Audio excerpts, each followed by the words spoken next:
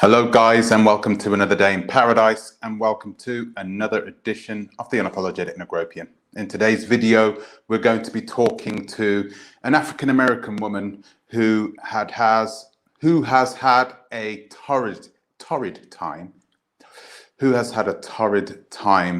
repatriating to the Gambia. Actually, it seems as though everything has gone smooth at first. And if you've been watching the videos on the Oversight channel, you will probably know what this is, what type of a risk she took. I'm not going to allow you to think about it. Don't worry about it, because many of you haven't watched it. But many people don't know what an ontological risk is. So it's an emergent risk, right? So it's when everything goes fine, you're having no problems during your repatriation journey, and then someone, whap, that's it. You don't see it coming, it just happens. There is nothing you can do to stop it, okay? There is nothing you can do to stop it. There is something you can do to try and mitigate it or lower it, okay? But you can't stop it, right? And the thing that you do is you make sure that you take in as much information as possible about scammers and those types of people, and there are many of them in Gambia. So you do a lot of research, right? That's the way it happens. That's the way you try and mitigate yourself. So what happened to this lady is exactly that. It's an ontological emergent risk, something that she couldn't have seen coming because her sight or her judgment was clouded by her emotions. But I'm not going to go too deep into it. I want you guys to listen to her story for yourselves. She's backstage. I'm gonna ask her to come in to stream. Hello, Gail. Hello. How are you? I'm great. How about yourself? Oh, I can't hear you. Give me a second. Give me a second. Oh, can you speak again? Hello. Hello.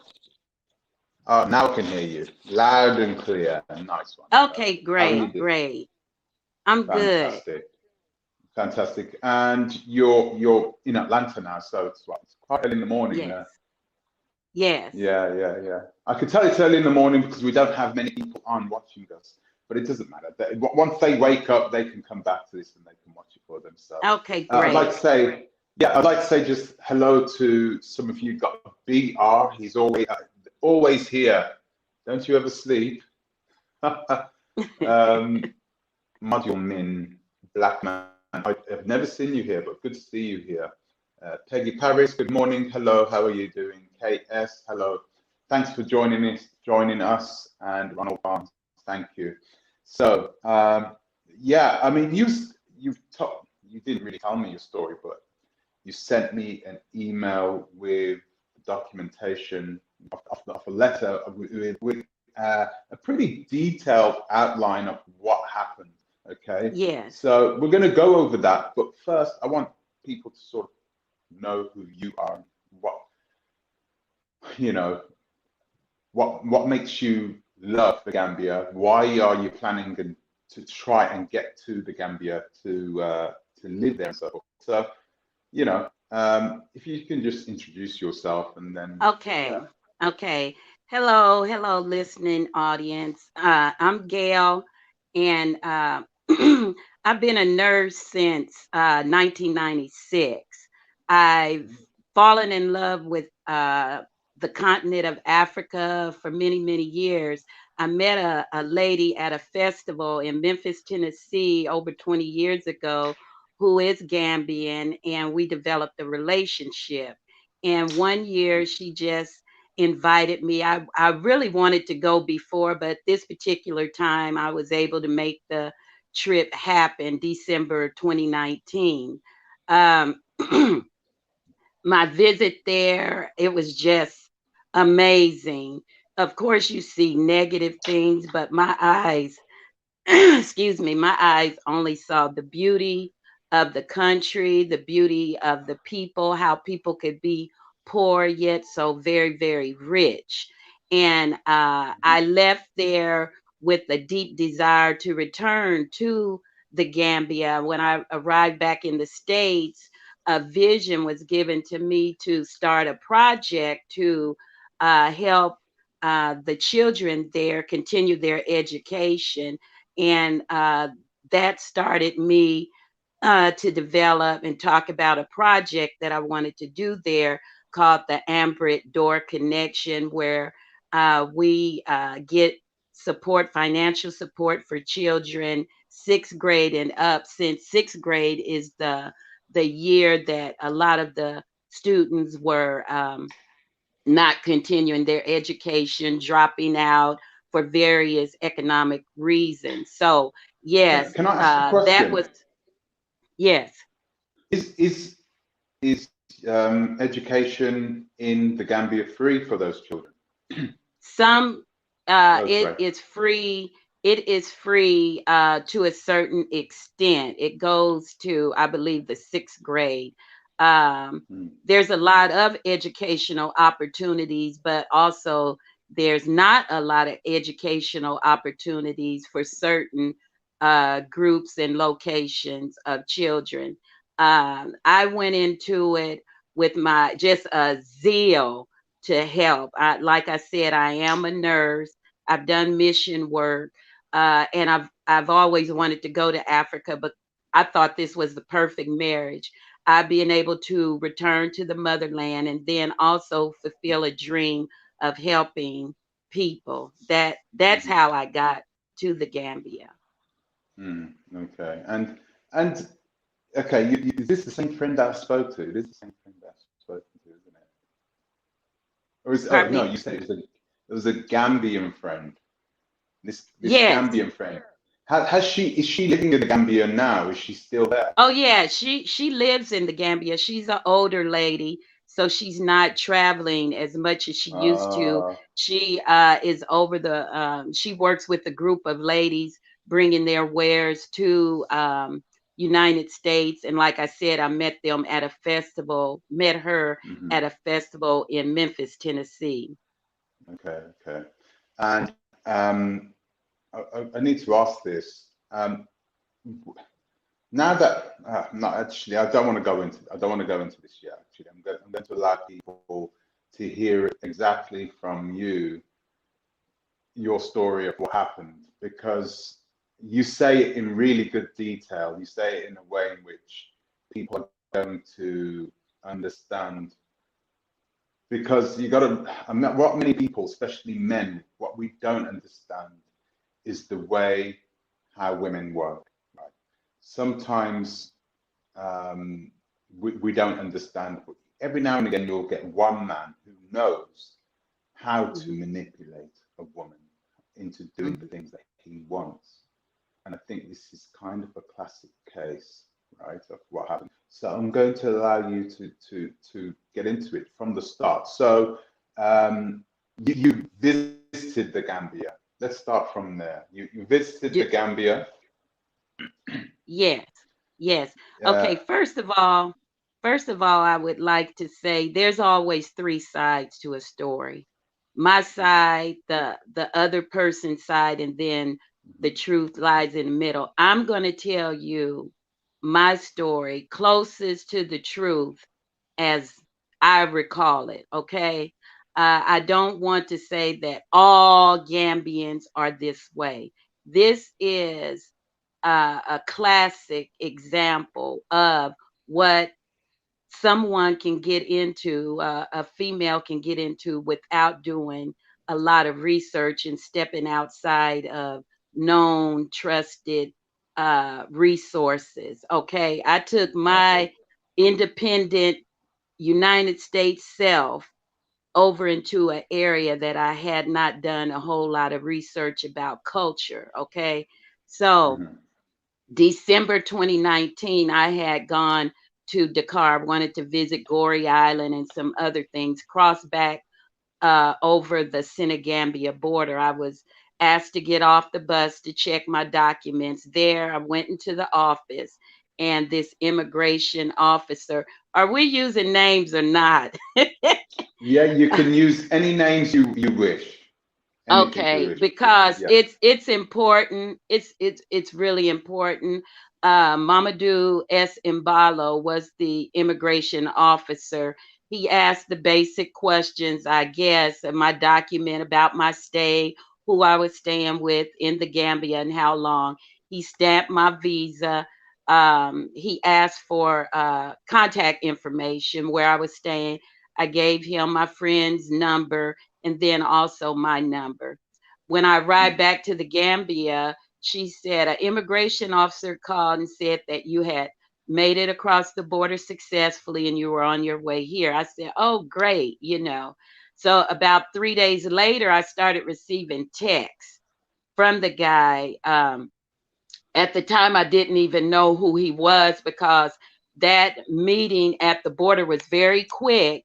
And I was sort of intimidated by the office, actually. So I wasn't really paying that much attention, only listening to the questions that were asked. And he reintroduced himself. I said, oh, hi. And that was it. So I returned back to the States. In about 2 weeks, I think, after that, then he reached out again, you know, asking how I was, blah, blah, blah. So there started a communication with us back and forth. He started sending pictures, asking me about my trip, slowly, slowly, slowly reeling me in. Okay, then Mm. we started talking about America and all of that, and how he would like to come to America, this, that, and the other. And at the time, I think I was sort of flattered because this guy was really reaching out to me. A younger guy was reaching out to me. He was handsome and all of that, and then I felt safe talking to him. Oh, he's a police, he's an officer. So, you know, I felt safe. I told him about my plans to relocate and all of this. And this went on for a while because I didn't start actually Mm. shipping any of my my household contents until July. So, like I said, I started talking to him in January. So we developed Okay. this relationship over the course of these months. So I asked him, I believe I asked him, we were talking about the things coming there, and he said that he would be willing to get the things for me and put them at his brother's house. And I said, well, I'm getting a apartment, so you won't have to put them at your brother's house. So Sorry. I, pardon me. Yeah, let me just ask a question here. Let me just break in there. So you've developed a relationship with this guy, right? Like Yes.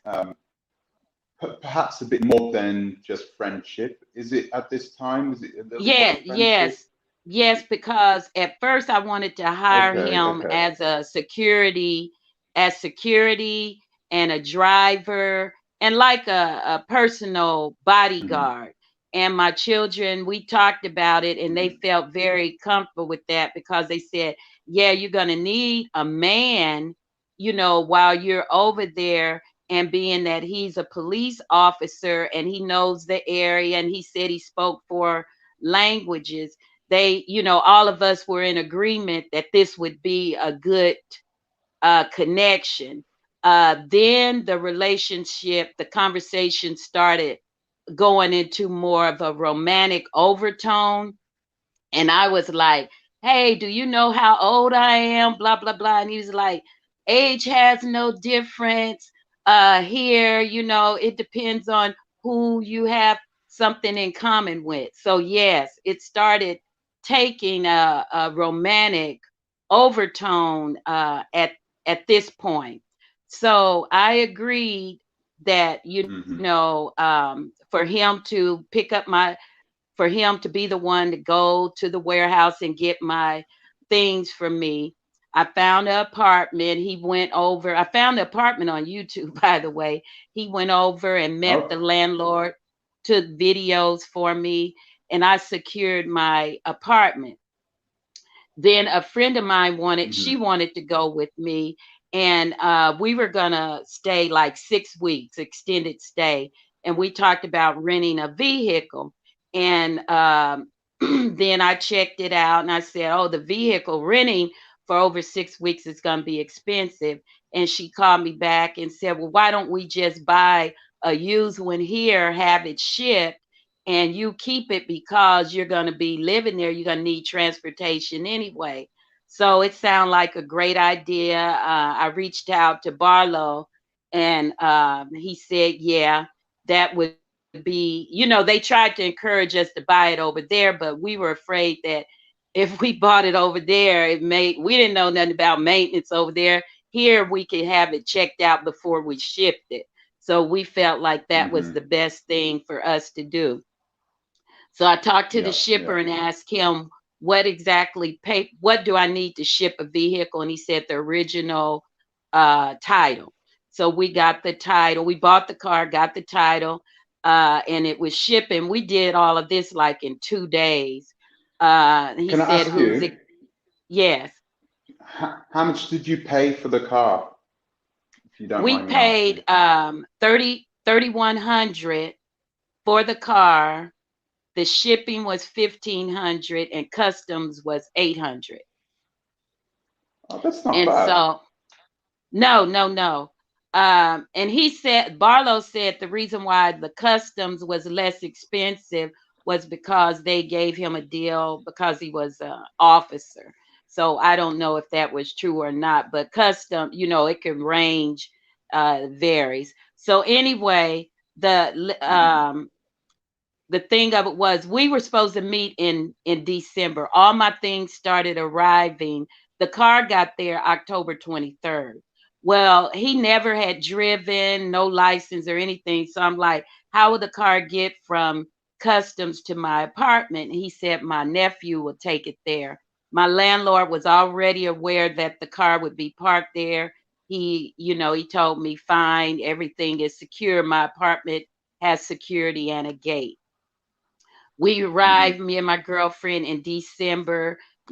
I met Barlow, and I realized that we didn't have a whole lot in common, but I still wanted to retain him, like to watch over my stuff while I came back to the States. And so Hmm. we talked about that.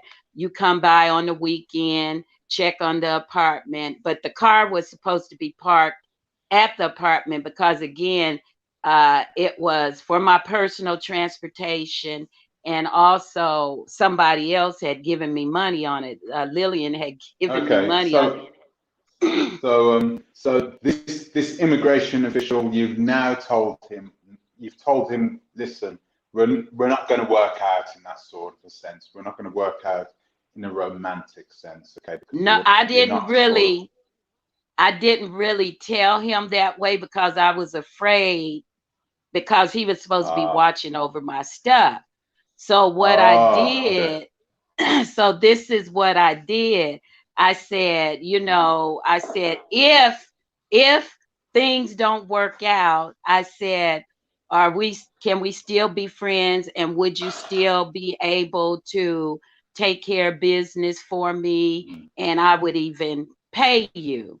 Because he had already mhm, told me he didn't make much money. I think it was like $100 American money a month or something like that. But mhm. oh, let me take you back as far as when he started getting things out of me. He was very clever because, like I said, I'm a nurse.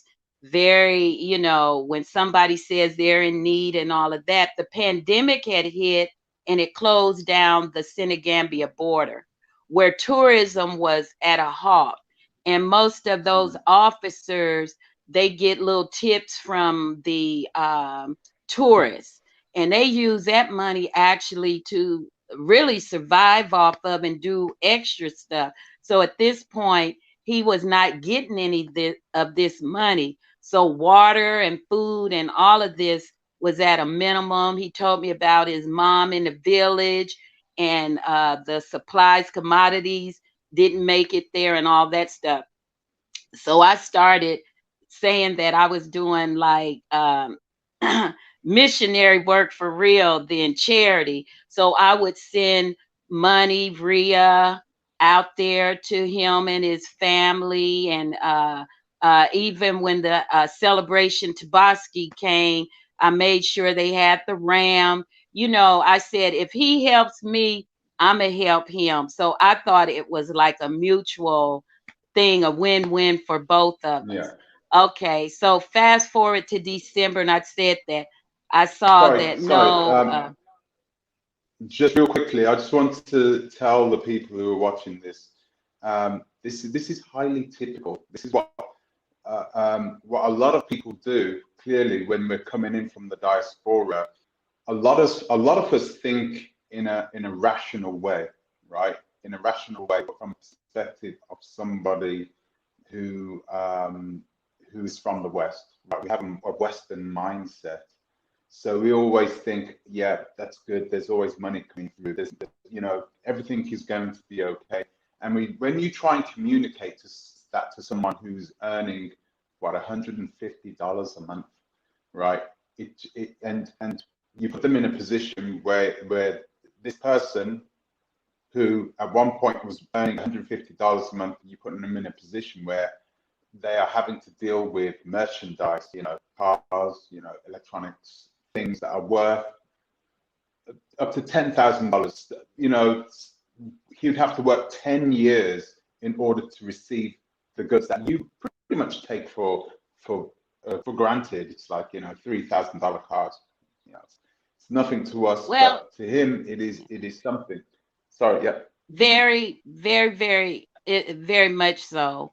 Uh, Yeah. and like I said, just being naive, our US dollar to the Lassie over there, so my thing is, oh, I'm helping, I'm doing this, I'm doing that. But really, it was a whole, the intentions were different on both of our parts.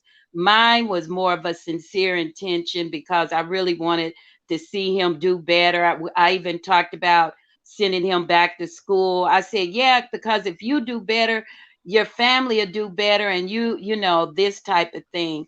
But his intentions towards me was not honorable. And yes, it's a whole lot of things I could have done differently, but I just want to put out there my mistakes and what I did do, and now I know better. So anyway, I we I left January 23rd, came back to the United States.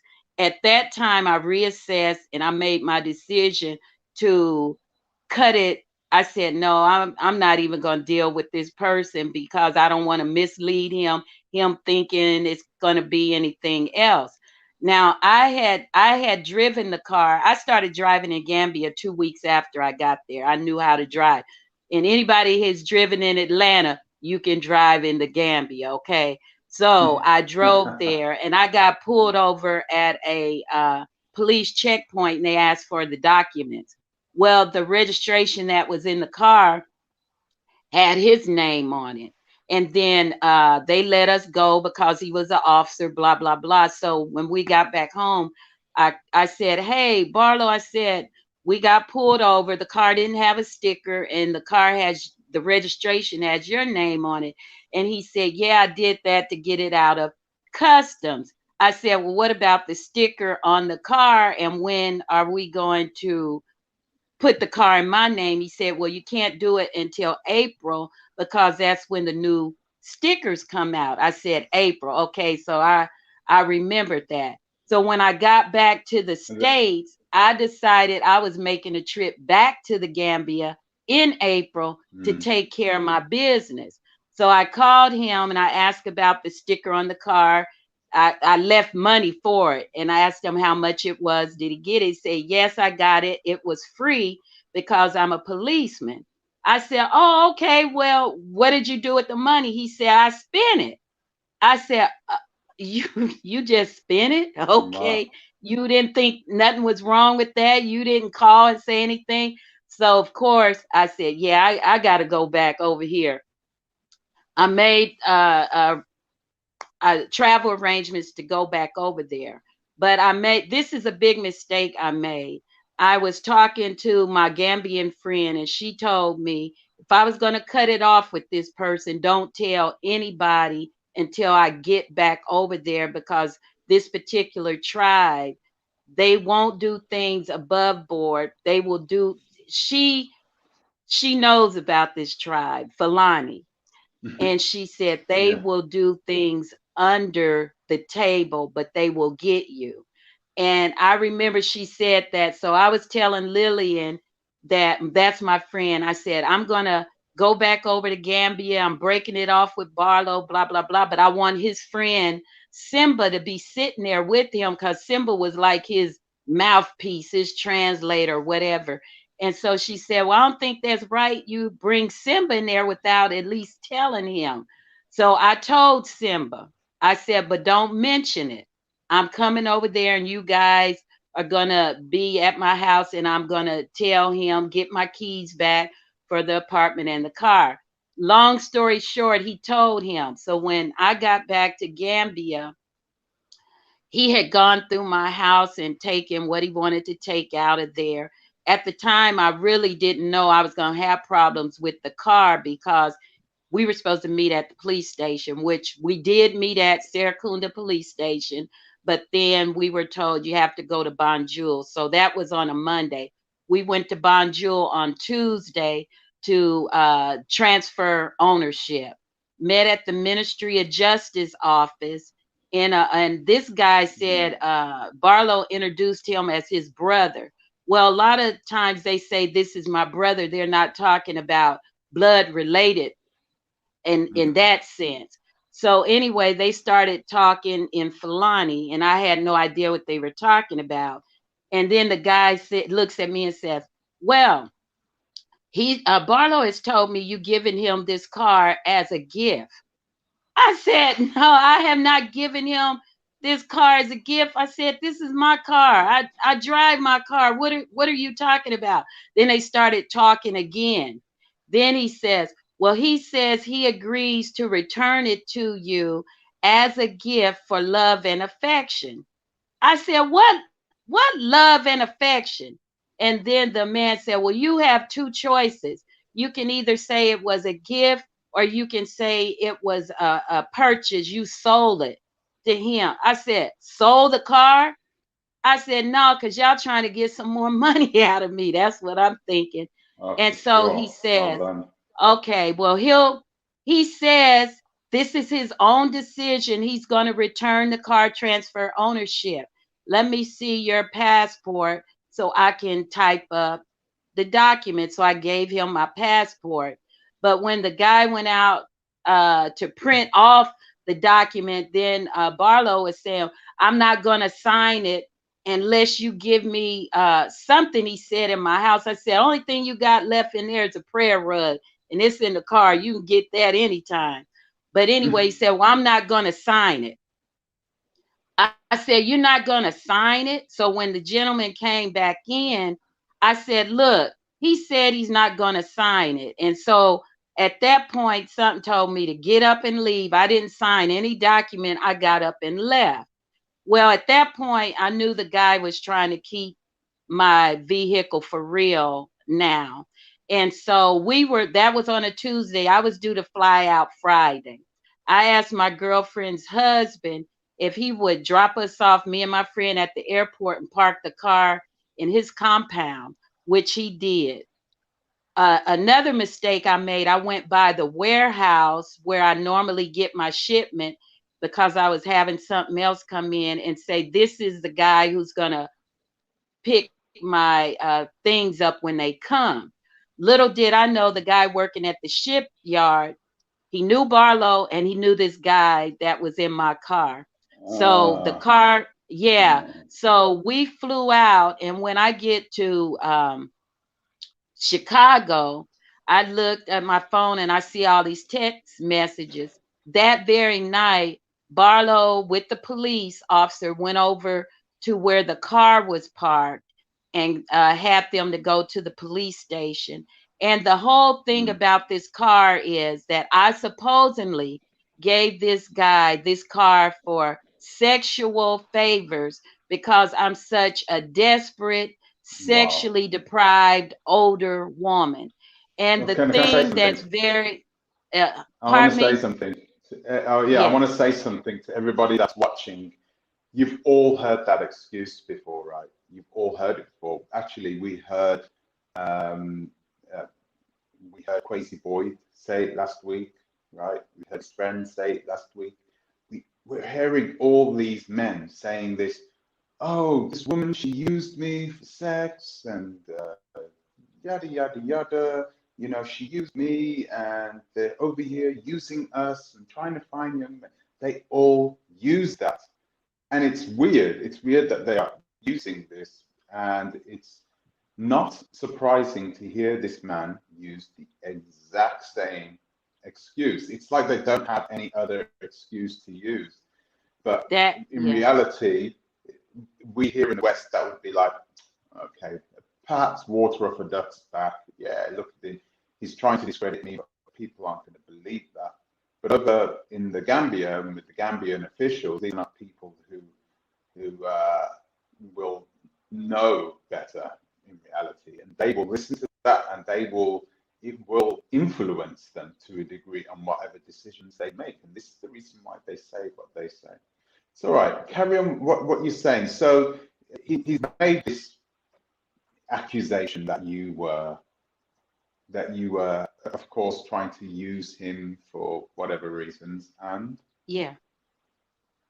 Can I address quickly the question this sister put online? She said, so if she told you not to say anything, why did you say anything? yeah, go ahead. Okay, yeah, that was one of my mistakes. Like I said, I had told Lillian. Lillian is a friend of mine, and Hmm. Simba, the guy who was gonna be over at the apartment, is her fiance, and she was trying to spare Simba's feelings. Didn't want him to come in blindside and not know what the conversation was gonna be. Yeah, I know I got played. It's not about if I got played. I know I got played. Why I'm on Mm. here, audience, is just to help somebody else not to get played.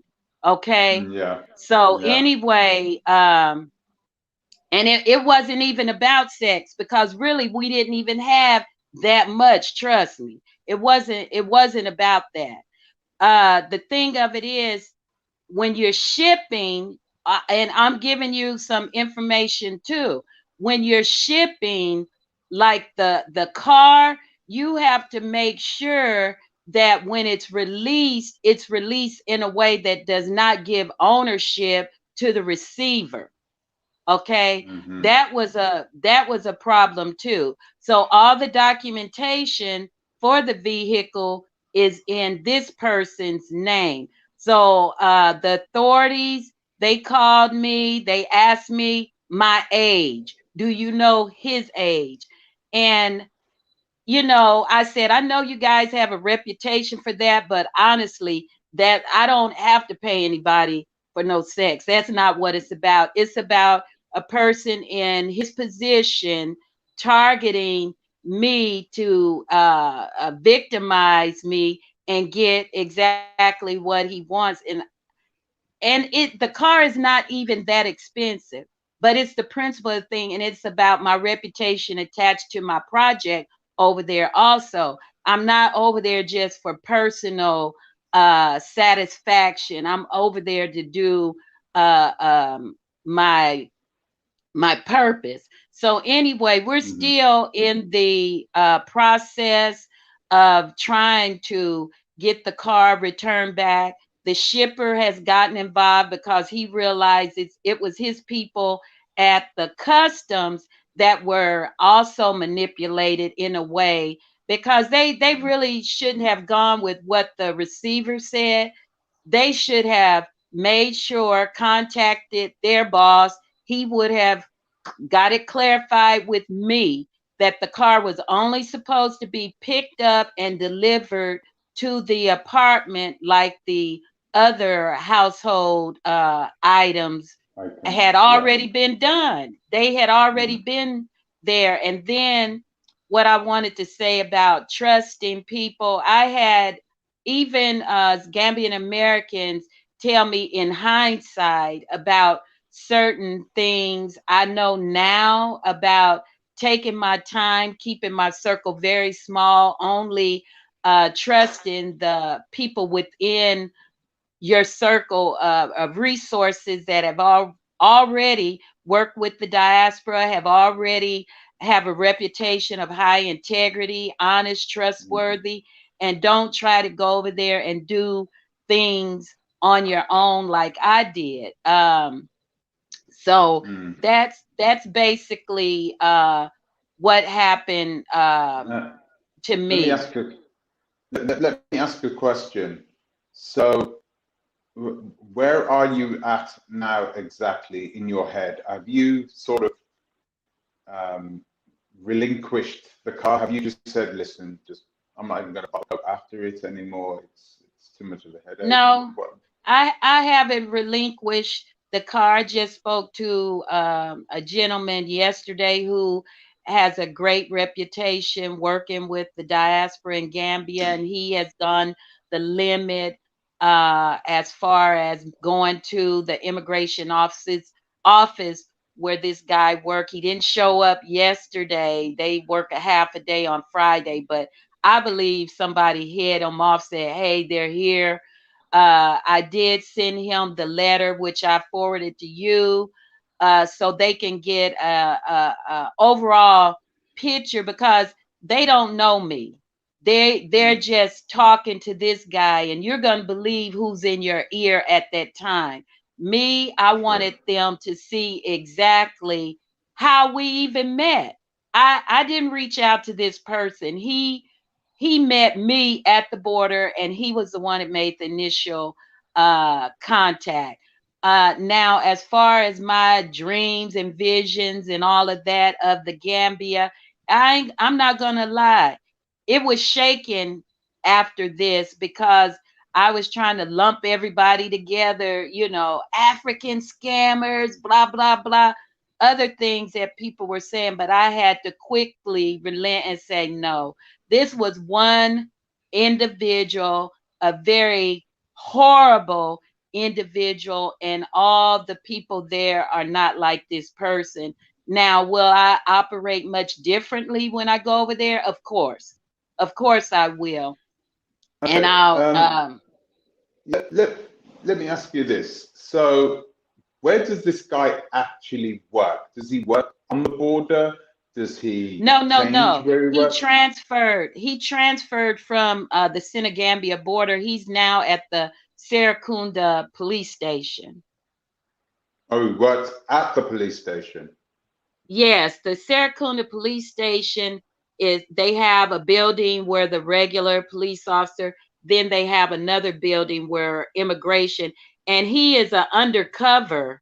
He works undercover, I should mention. So you wouldn't even reckon he doesn't wear uniform at all. Yeah, so Wow. he pays attention to people, because I asked him, I said, well, what made you reach out to me? Because at the time when I got off the bus, I was covered. I was trying to be incognito. I didn't want to stick out like a true American. I didn't do much talking, didn't make a lot of eye contact, and I just did the closed answer responses. And he was like, it was your eyes. Allah had sent me, had told me you were coming. Some mess like, I said, Allah told you that? Oh yeah, yeah, yeah.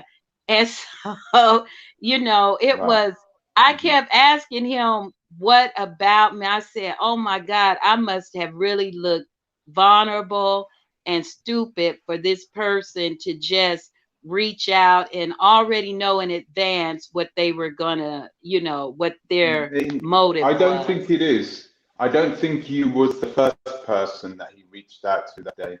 It's just blind luck. He probably reached out to a number of people that day, and you bit the bait. You know, you took the bait, Yes. and clearly, when he saw the opportunity to do something, that's what they do. They further their opportunities. They create opportunities from within their opportunities. So when he's with you, he'll take a little bit away, take a little bit away, gain your trust a little bit more every single day, and then bam. Remember what we was talking about? Emerging threats, and then boom. They And just it was, first of all, I also want to say this. I'm a Christian, he was Muslim. So I didn't really know that much ah. about religion practices, but all I know is that he prayed 5 times a day, and he talked about, all the stuff that I did, that Allah was blessing me and my long life, health. So I saw him as a person of high morals because of how he was conducting himself. And then, like I said, people think, oh, we were having sex. No, this joker was sleeping mostly on the floor. That's what he was used to. So it Mhm. wasn't a sexual relationship. It was more of a relationship of, he was helping me, I was helping him. I never met his Mhm. family. I never went to his village, any of that. I stay out in Beaufort Heights in a very, very nice apartment. Mhm. And certain things, I think, when you expose people to that are not used to that, especially like him, he was just so self-centered. He got greedy. Really, he Mhm. started seeing all of what I had, because you could tell the things that he took out of my place. I mean, who takes pillows off a joker's bed? When I went back to my apartment, it was like, oh, Mm. oh my God. I said, I've been I've been ripped off. And I felt raped without penetration. I ain't lying. I felt violated, but it was my own fault. I'm not blaming anybody. I'm being a sacrificial lamb for other folks coming over, because it's going to be a lot of other people following me, and I want them not to make the same Same mistakes mistakes. that I Yeah. did, you know. Yeah. And it's clear that, you know, you this doesn't happen all the time. This is a rare case. A lot of people are saying in the comments, "Oh, this happens all the time. It's typical." It's not. It's not. And the thing is that what these immigration officials are looking for are for Western women. They're looking specifically for Western women, perhaps in their 40s, or 50s. Those are their main targets, because regardless of the color, they will get a payday from them. They see these women as a payday a little later on in the future. But for now, they put those women into a position where they can't even complain sometimes. They can't say anything bad. And let So, me tell you, mm, some of my observations were very appalling when I went there. I saw these older European women with these beautiful black men and older European men.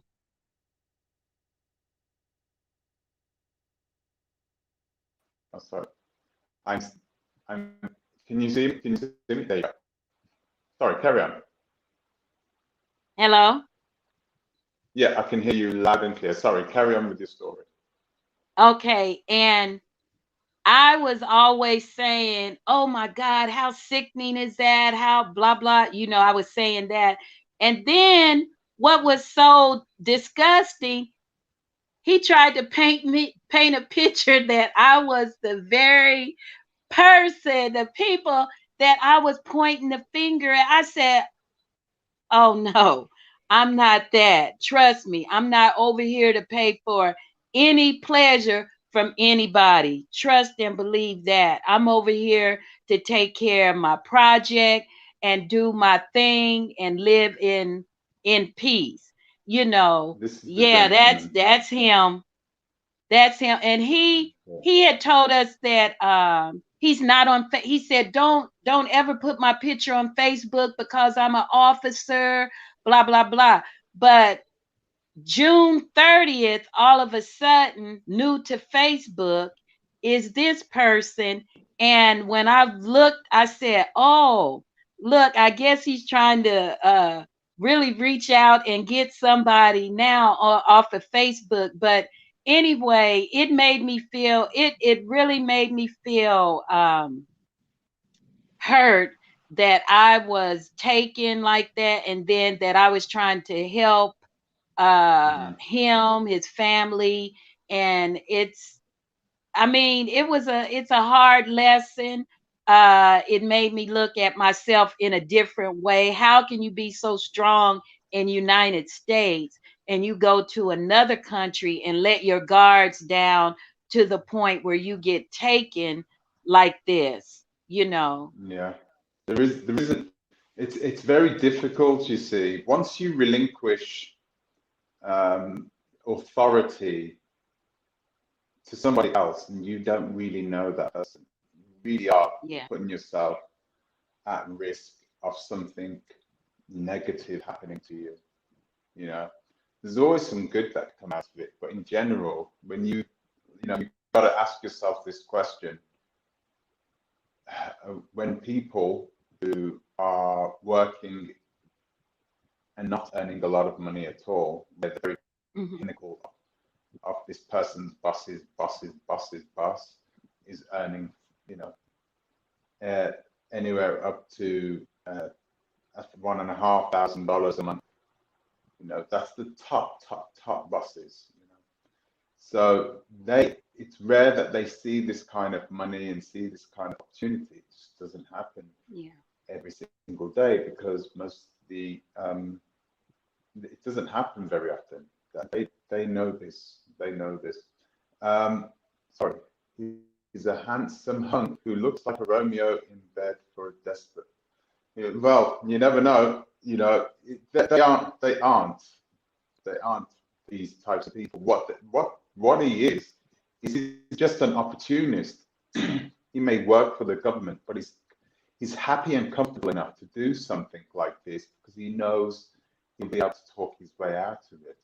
You know, I don't think it's And anything people bad. That yeah, people are yeah, making comments. Looks can be very deceiving. yeah. Trust me. And you can't take a person from what they are raised into their culture and try to conform them to what you're used to. If the man Hmm. wanted to sleep on the floor, let him sleep on the floor. You know, Hmm. they don't, when I say they, I'm speaking of him. He has a sponge. They call them sponges. They're not like our mattresses. So if my conveniences, I told you I live in a Hmm. very nice place. That's what I'm used to in the United States. So that's what I have over Hmm. in the Gambia. He wasn't used to that. He was uncomfortable with that. So wherever he wanted to sleep, that was his business, you know? Hmm. Yeah, yeah. Let me ask you this. What would you have done different? Let's just say you had the power to turn back time and you was walking through this immigration office and you see him again. What would you change that what was different? And be honest, because Well, clearly you let's go like this back guy in the to beginning. let's go back to advice. My Gambian Mm-hmm, friend gave me advice early on mm-hmm, because I wanted her to meet this person. And mm-hmm, they have a culture where they meet people, they find out about your surname, they find out about your village and all of that. Reputations mean a whole lot there. She mm-hmm, would have given me a lot more advice had she met him in the beginning. That meeting never took place, but she did give me some um, worthwhile advice. that I did not take. I elected not to take. Me and my friend are close in age. She did give me the advice, and I'm like, well, I'm a grown woman, blah, blah, blah. So I would have taken more of advice from uh people that know about the culture, and I would have slowed down. She Mm, told me to take my time. She said, take your time, go bit by bit, take your time. So I would have slowed mm, down. I went over there headstrong. I mean, doing everything. I told you I was driving in 2 weeks. I did everything at once. Matter of fact, I could have not moved my stuff, went over there, rented a furnished place, and actually stayed there for a little while, 6 months to even a year. If I'm truly thinking about relocating there, I could have done that. I closed shop in the States. Shit, I mean, I was gone. Secondly, knowing, like you said, knowing about cultures. Usually African men don't really get with older women unless it's something in that for them. mm, It's usually the other way around. I wouldn't have mm, allowed this person to watch my property for me, because like I said, I'm in a gated place. I have security bars, and the owner of my apartment is the landlord. He lives up on the third floor. So I really didn't have to oh, okay. have, yeah, I didn't have to give him that much access. See, I gave him too much access to my personal business. And then also the Mm, shipping. I didn't really understand a lot about the shipping process, because that that happened at customs with the release to him. That never should have happened. That never should have happened. mm, And then really? also I just would have reached out more to people who were already there. See, I reached out to the Bag family and some other people after I'd already gotten there. But I would have reached out to some people, especially single females who had already Mm-hmm, made the transition, and asked more, got more information. I know it's a lot of YouTubers and all of that. I didn't do my due diligence. Like I said, I just went over there thinking, hey, God done gave me this vision. Here I come. I've always wanted to do this. This was like, oh my God, I'm living my best life, my dream, my passion, my purpose, all of this all together. So, uh, those are the things that I think I would have done a lot differently. I didn't go over there to find no man, trust me. That was not mm, on my radar at the time. And when you go over there as a foreigner like me, I mean, you get hollered at all the time. It's not a big deal.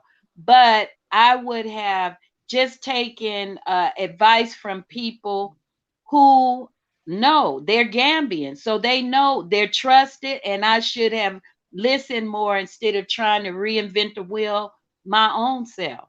mm. Yeah, it's all right. I've just had somebody ask me to interview him, but I very much doubt that he'd want to come on Oh, he to ain't gonna. this. He like, trust me, he's still gonna say the same thing. She used me, she used me, she used me. No, bruh, you weren't used. You did all the using, and I paid you. I paid him Hmm. because he didn't make that much money. I would make sure he had money to pay taxi, he had money for food, he had money to hire the people who pick my stuff up from the warehouse.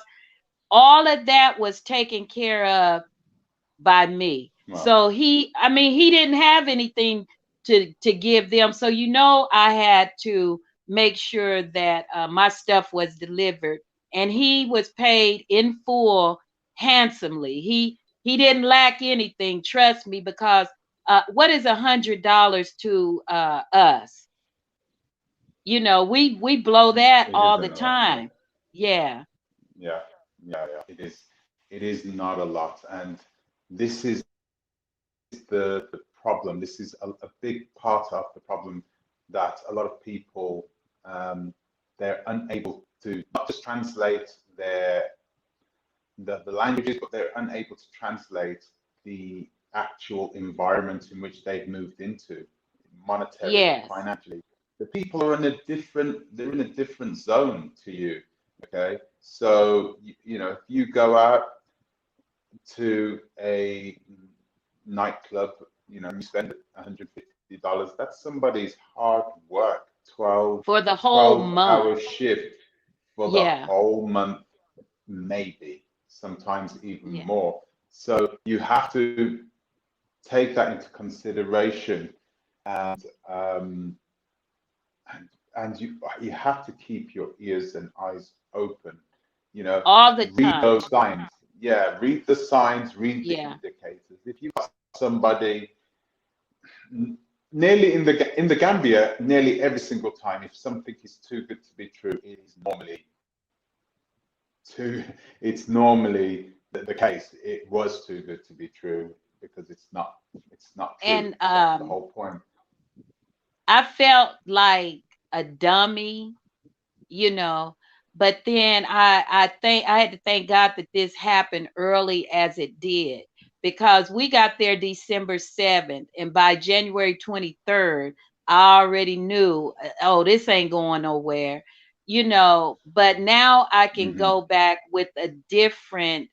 See, their motivation is different than ours. We've never been hungry like that. We've never been desperate like that in the United States. So the motivation is totally different. So when I go back there, I can't be as free as I was before. I mean, we would give out money all the time because it's, if you ever been to Jamaica, you get swamped, right? It's triple Hmm. that to the 10th power over there, because over 80% of the country is that way.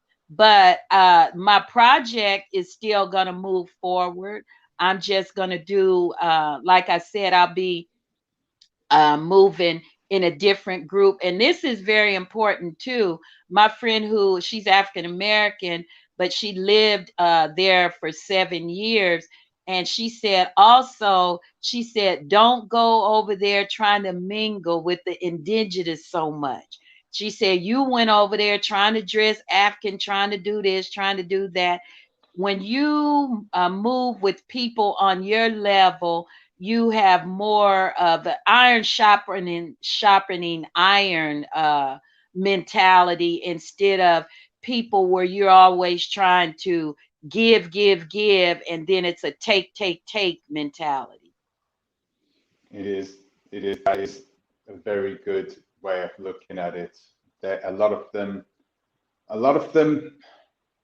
A lot of them saw you, especially like this guy. They saw you and said, "Money." Yeah. There was money signs in their eyes straight away. You know, and this is why when I travel to the continent, it doesn't really make a big difference because I try to dress very, very low key.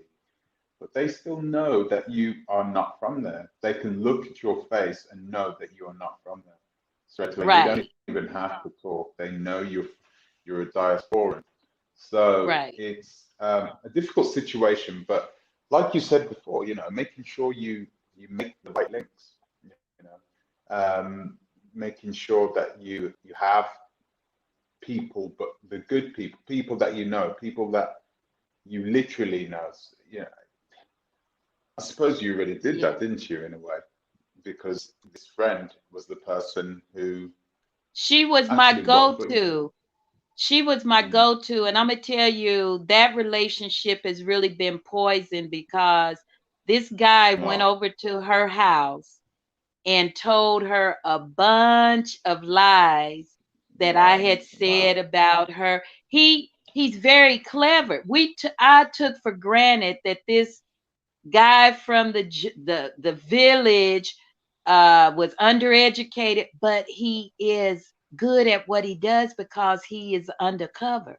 So he knew exactly how to plant seeds. And now the relationship between me and my friend of over 20 years have really been damaged because of what this guy has went over there and said to her. And some things can't be, they cannot be repaired. I wanted her to help me with this, getting my car back, because she knew about the car when I told her at the beginning that I was going to buy it. And she has a high reputation there in the Gambia. But because of what this guy went over there and purposely did, trying to disconnect all of my, my people that I know, he was very clever at what he did. So anyway, yeah, that is what I Definitely regret. not his first time doing it. It sounds like that. It I doesn't don't sound believe like the so, first time because he's done something. he was so smooth at it. And then I asked him to return some of my personal stuff, and he said, "Well, I have to meet you. I have to meet you." So he and a friend Mm, came over to the apartment, and the guy, Barlow, really didn't talk. The other guy did, like his emissary. He was talking, and he started crying and crying. The other guy did. And I was like, why is he crying? Then he raised his head up. He didn't have a tear. He was like, well, his mother, she has not been sleeping because of this situation. I said, his mama ain't been sleeping because she gave birth to a person, a thief like him. That's probably why she ain't been sleeping. And mm, so he even brought somebody over with him to try to convince me to keep him close to me. I want nothing else to do with him. mm, Not, he can't give mm. me no, he can't even give me advice. Nothing. Wow, wow. It's the guile, and I can't believe he's still working. He's still doing this work. It's Well, just a matter of time. I sent the letter. I wanted the embassy to be aware, because more than the personal property that was taken, he misused his office.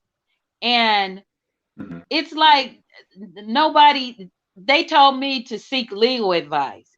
Now, who may deal with him in a different manner is his own office. So they're supposed to have a meeting on Tuesday, and I'm really praying that God will, that I know his will to be done, but I want it to be done in a way that this guy will never try to do this to anybody else. And if he does, he's going to think twice about it. Right now, he feels mhm, protected because the people that actually have contacted me, they sounded like, oh, poor you. You shouldn't have went over there. And, basically they were believing his story. They, mhm, I'm telling you the exact same thing I told them, but nobody really listened to me, because all they were concerned, oh, you're 63 years old. Oh, do you know how old man, what does that have to do with the price of tea in China? I'm talking mhm, about this guy actually stole my car from up under me. Now, we're not even talking about the stuff out of my household, because that can be questionable, right? But the mhm. vehicle, I have a document notarized from my shipper and everything that we sent over there. And it shouldn't be a question that that's my personal transportation. Mm, mhm. Of course. Um, did you do a lot of research when it came to the um, moving your car back to the from the United States over to the Gambia? No, no. Like I said, when initially we were going to rent for 6 weeks. We were just going to rent a vehicle. And then when Mhm, Lillian called me, she literally called me on a Friday talking about it. And I was in Savannah, Georgia. I said, okay, that sounds good. She got online, she found the car.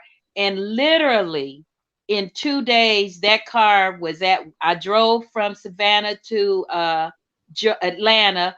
We went, test drove the car, got the car, went, bought all this stuff to pack the car up. That car was mm, at the shippers Saturday. So no, I just asked him, what document do I need to ship? He said your original title, and I asked him about customs. He said it can range from 8 to 1,200, depends. And it really, he really meant depends on who's working that day. Yeah, yeah. You That's know, all. Ain't nothing consistent over there as far as price. no, in Ghana, you have an app, you have an application for your phone.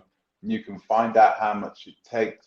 The government is going to charge you to take your car there, and it sounds as if the Gambia needs something much like They're that so because underdeveloped. It's so yeah, underdeveloped. It's like, oh my God.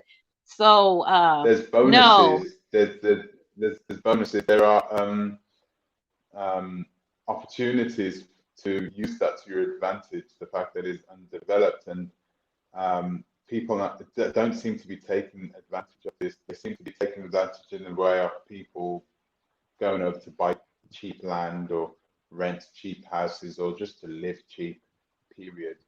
But they're not taking real advantage of the situation, and Uh they should. hey, let me address, Valerie is trying to say something about repatriates are the problem. Repats are the problem. Like I said, if you had tuned in at the beginning, I said I'm not trying to say all Gambians are this way. I am giving my personal story about one particular person. So if you take offense to that, then I'm sorry. No, all Gambians are not like this guy. So don't be Mm. so thin-skinned about situation. If you're Gambian, you know how Gambia is. Okay? So Some that's what people I'm can saying. be. Some people can be desperate, just like some people are desperate here in Europe, you know, and in the United States. We know people are desperate all over as well. somebody We know. somebody said, baby, my groove ain't never been gone. You want to get your groove back. I said too, it wasn't even about that. And everybody has their opinion. So my story is for people who you take what you want to take out of it that's beneficial to you, and whatever you don't, put it in the toilet. Okay. That's Hmm. what I'm saying. I'm taking a big Hmm. hit just by coming on here showing my face. I could have sucked this up like probably a lot of Could other have. women suck it up, and they're so ashamed they didn't want anybody to know. But I don't have anything to be ashamed about. Any lesson that you learn can't be nothing but positive for you, baby. So I'm old enough to learn, to know that you can always learn, and I have learned a whole lot. And like I said, going to a culture that you have little knowledge of, you just have to do your homework and research about the culture, the environment, and the people. Don't go over there so naive. No, you're not going over there to retrain, reinvent a wheel, or none of that. You can't even go over there and fit in.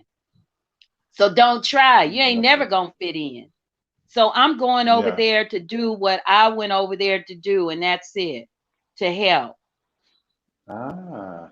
So we had one of our listeners say, I ship stuff to the Gambia all the time. I have an app where I see where all my stuff is going to the Gambia. A lot of Gambians have shipped I followed things mine. in Yes, Europe. I followed it. I have a tracking number. I saw where it went through Hmm. Savannah, went to Morocco, when it was discharged. All of that. That was not a problem. The problem with was the receiver. That was the Mm. problem, because I shipped like 4 shipments even before I got to the Gambia. Yeah, yeah, yeah. That is a big thing. I think that the best thing to have done would be to have waited, you know, gone to the Gambia yourself and received the car yourself. That is exactly what I'm doing. There isn't a good agent. Like I've got at least two good agents. One of them is brilliant. He's Yeah. really good at moving cars from the States over to West Africa and Well, places and like you that. know what the problem was too? We were coming out of pandemic. So a lot of the stuff was being held. It wasn't even be released because that was the plan. The car arrived. You know, we were trying to Mm-hmm. do it in a timely manner, but a lot of Mm-hmm. things were not even being moved for months. They were just being held in the shipyard for like what a couple months or so. So it was a lot of different dynamics that had gone on as far as me receiving the vehicle. Mm-hmm. Yeah, yeah. So clearly, this is a massive lesson learned for you, Yeah, right? This yeah. is a massive lesson learned for you, and um, you what you need to do now, right, is make sure that other things don't happen because a lot of people think that lightning doesn't strike once, doesn't strike twice, but it can do in the Oh Gambia. yeah. So you need to keep your guard up. You need to cover Well, all your you I bases by. and you say Sorry. Gambia, but I got friends in other parts of the on the continent, and some of the Oh. stuff you hear going on too. So I don't want to keep saying because I think Gambia is a very beautiful, peaceful country. That's why I'm going back. You know, Hmm. so I don't want to keep saying that. It's just it was the way that I proceeded, the way that I did things, I would do a lot of differently because poor is poor no matter where you go.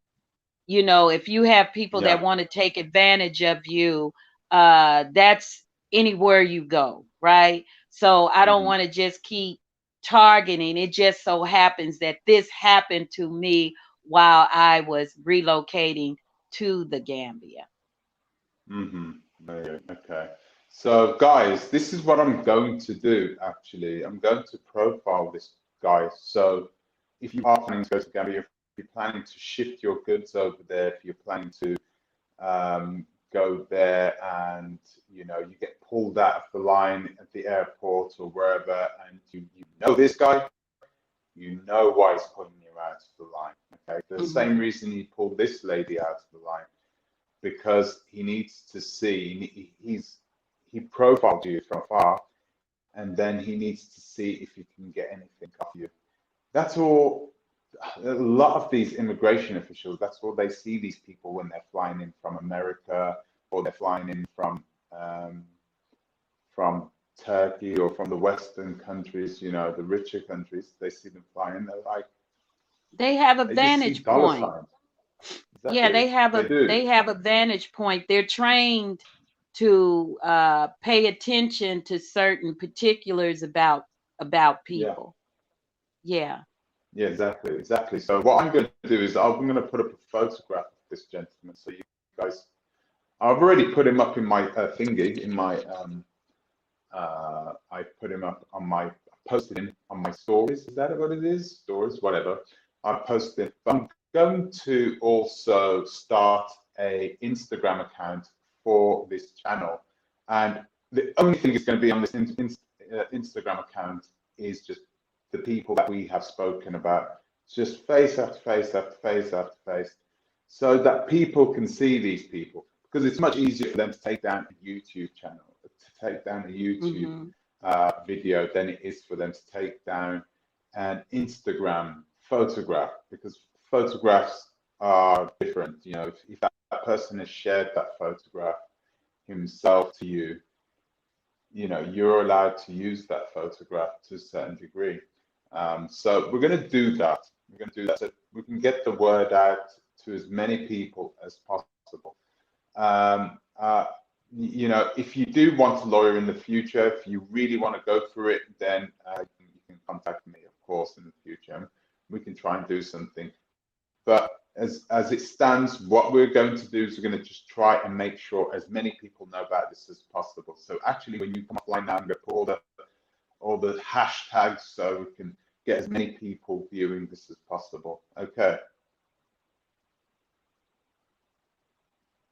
Well, thank you for listening to Yeah, me, allowing me to share. that's no problem. Uh, No, and hopefully, I'll I come back with some really, really good information and progress that I made on my project over there in the Gambia, because that's what my main purpose was, not to go over and find no toy boy, as one of your listeners said. yeah, I wouldn't. You know, uh, assholes are like opinions. Everybody's got to have one. And this is social Well, I media. This is a place appreciate for real. opinions. Yeah, yeah, yeah, yeah. This is just, you know, we all can Okay, have them. But thank you for coming on. Thank you you're for being with welcome. us today. And I will speak to you later. But for now, I'll thank you and goodbye. And you guys, actually, I don't want you guys to leave. I want you guys to stay because so she's gone now. Thank you for joining us. I want to say thank you for not to you guys, don't go yet. I want to say once again, I want to say thank you to Gail for joining us. And her story is quite typical, actually. You know, it's the very surprising thing about it is that it's an immigration official, you know, so even if he's on the game and he's doing it without any fear of losing his job, you know. There's no, it's like, you know, I'm not going to lose my job, you know, because it costs a lot of money to train these officials anyway. So you're not going to throw these officials away. You're not going to do that. What you're going to do is you're going to reprimand them, perhaps, and that's it. It seems as though these officials all have their own way of thinking about the repats. You know, it's almost as if they've made their mind up that these black people have come in from the West with a lot of money, you know, who are earning 10 times more than what they're earning working in their airport job for the government. They're fair game. And that's not nice, you know. You know, I want to do another video about Ghana, because lately I just feel like Ghana is taking advantage of the situation, taking advantage of Corona, and trying to make some money out of it. It just seems that way. It's just so blatant now that they've got the most expensive COVID tests in the whole of Africa. It's really $150 for a COVID test. Ridiculous. So yeah. Hello, K&K squad. Nice to see you back here. So, yeah, actually, like what happened to them, K&K squad, they went to Ghana and look at what they did. Look at how much they charged them for a test. It's just, for me, it's put me off going to Ghana. And it's not just that, but if you want to work in Ghana, if you want to work in the Netherlands, if you want to work in the Netherlands, they will throw a social security number at you and come on, let's get to work. Because they know they're going to collect their taxes from you. That's your money to them.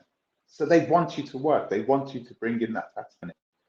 If you go to Germany, you're looking for, let's say you're an American, you go to Germany and you're looking for a tech job. You're a tech somehow. You're one of those people who install computers into offices and that stuff, or you're a software developer or something like that. You go to Germany, they will expedite your what is it? Not just the visa for you, but your citizenship. They'll expedite it. You'll go right to the front. And it just seems as though a lot of these African countries are just laying back and it's like, oh, we don't really want things to change. We're happy with the way things are. My kids are fine, you know. They're going to get a nice government job, perhaps even in the U.S. embassy in, you know, in Washington D.C. or in London or in Paris. They don't really care about the people. They don't care. They don't care about the average Gambian. They don't care about the average Ghanaian. They don't care about them. They just care about furthering their own agendas. I shouldn't say that so much about Ghana. Ghana is perhaps not so bad, and they've got a decent leader, right?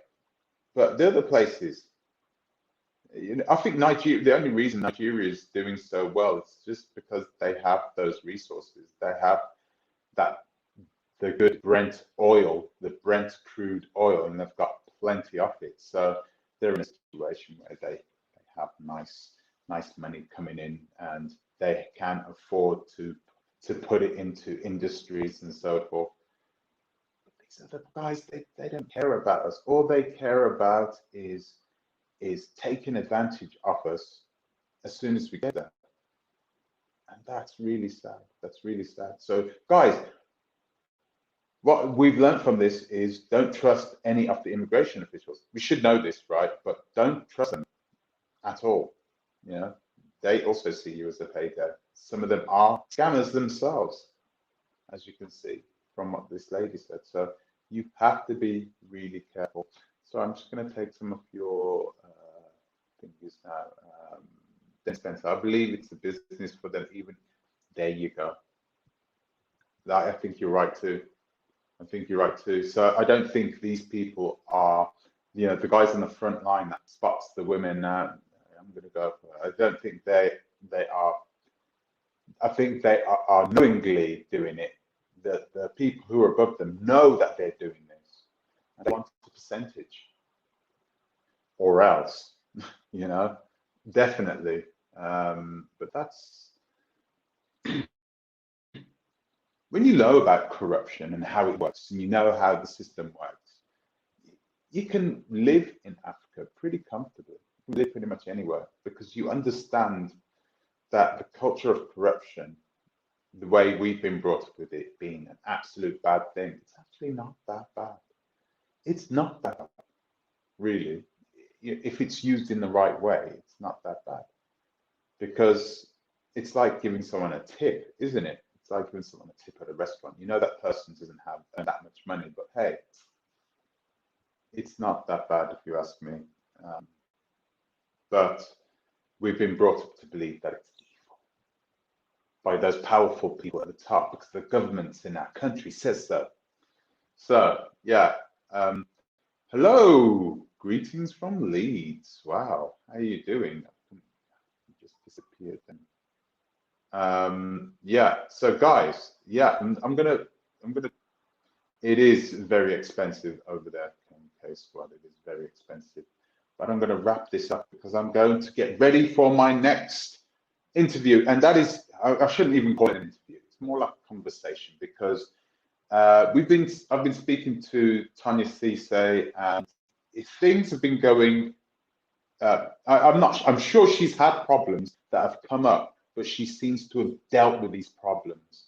You know, she's been proactive with her problems instead of passive. You know, just letting them come. Oh, it's not that bad. I hope it's not that bad. And I really want to know how she's been able to repatriate to the Gambia without so much problem, without any of these problems, or without these problems causing her so much adverse effects, you know, to her repatriation to the Gambia. So she's repatriated to the Gambia, and it's exciting for her. Really, it's exciting for me to watch this, and I'm hoping to relay some of that information to get to you, so you guys can learn from her a bit. Okay, so she'll be on in an hour and a half, guys. So it will be really interesting. Vincent Green, apologies. Did you see the email about the video? Which one? Yeah, two. Are we talking about Haman's? Both of Haman's. What? Those two women. Oh man, this is getting wilder, man. This is a whole new thing. Do you truly believe that Haman? Do you think that Haman is? That there were two women in those videos? I think it might be true. I have a funny feeling that it might be right. But anyway, we're going to talk about that. We're going to talk about that tomorrow, okay? I might go even live again later. We'll see. For now, I'm going to leave this here and now. So guys, thanks for joining me. Guys, I want to say thank you to the to my patrons, right? And I want to say thank you to you as well. All you guys that watch, you probably don't realize it, but you give me a lot more support than what you actually think.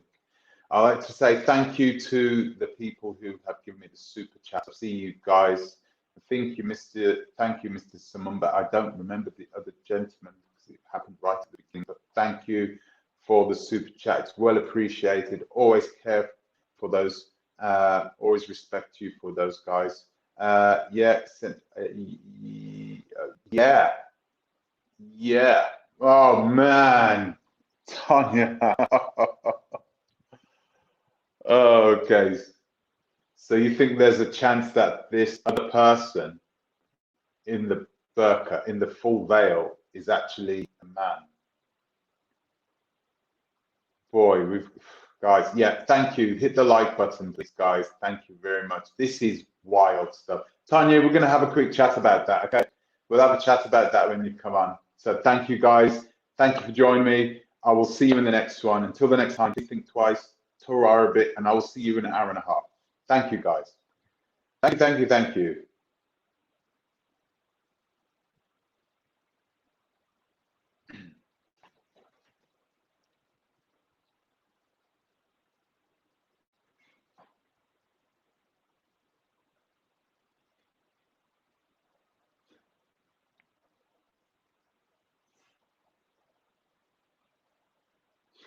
I'm still here.